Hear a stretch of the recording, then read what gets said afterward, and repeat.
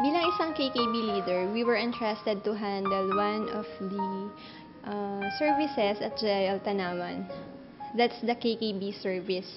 Dumating yung time na bumaba yung attendance namin to 50. So medyo nahirapan kami doon. Pero buti na lang nagkaroon ng ESCOT 2 last October 2011. And blessing yun sa amin kasi na-challenge kami na palakasin yung life group ministry and even the mentoring.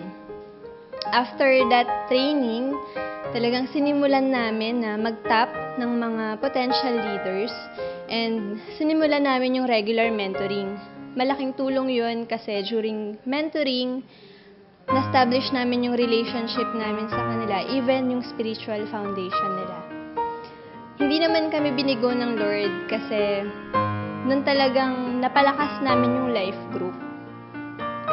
Our attendance increased to 100.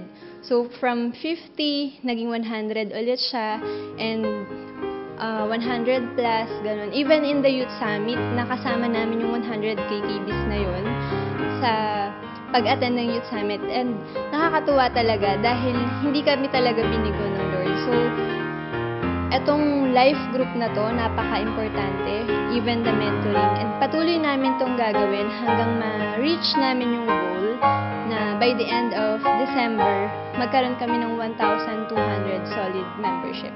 And syempre, hindi lang yung membership ang habol namin, kundi yung pagbabago talaga ng buhay, yung relationship ng bawat kabataan na mailapit namin sa atin.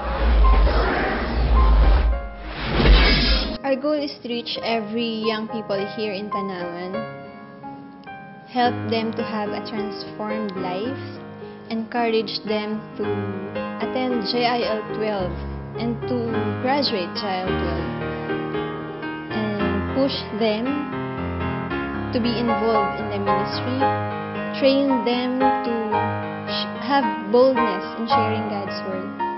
I'm praying na dumating yung time na sila naman yung magte-testify kung paano binago ng Lord yung buhay nila. And kung paano sila nakakapag-encourage ng mga bagong kabataan na inailapit nila sa ating Panginoon.